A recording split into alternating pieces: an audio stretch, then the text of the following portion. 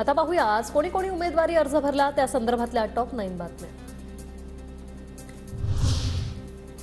वंचितचे नेते प्रकाश आंबेडकर यांचं अकोल्यात जोरदार शक्ती प्रदर्शन। आंबेडकर यांच्याकडून उमेदवारी अर्ज दाखल। आंबेडकरांची लढत काँग्रेस आणि भाजप सोबत होणार।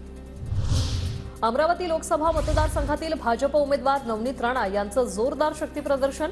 उमेदवारी अर्ज दाखल करण्यासाठी देवेंद्र फडणवीस, चंद्रशेखर बावनकुळे यांची उपस्थिती।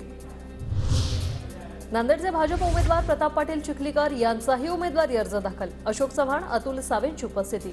अशोक चव्हाणांच्या भाजपात येण्याने विजय अधिक सोपा झाल्याचा चिखलीकरांचा दावा।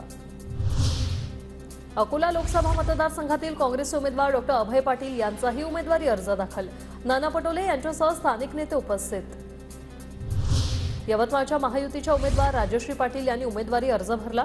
मुख्यमंत्री एकनाथ शिंदे, संजय राठोड, खासदार हेमंत पाटील यांच्या उपस्थितीत भरला अर्ज। हिंगोलीत शिंदेच्या शिवसेनेचे बाबूराव कदम यांच्याकडून उमेदवारी अर्ज दाखल। हेमंत पाटलांचं तिकीट कापत बाबूराव कदमांना उमेदवारी अर्ज भरताना स्वतः मुख्यमंत्री शिंदे यांची उपस्थिती। हिंगोलीत महायुतीत भाजपच्या रामदास पाटलांची बंडखोरी। रामदास पाटील यांच्याकडून अर्ज दाखल। हेमंत पाटलांच्या उमेदवारीलाही रामदास पाटलांचा विरोध होता।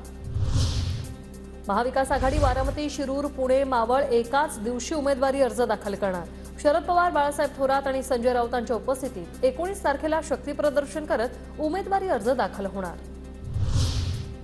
बुलढाण्यात मवियात बंडखोरी। काँग्रेसच्या ज्ञानेश्वर पाटील यांच्याकडून उमेदवारी अर्ज दाखल। बुलढाण्यात ठाकरे गटाचे नरेंद्र खेडेकर मवियाचे उमेदवार।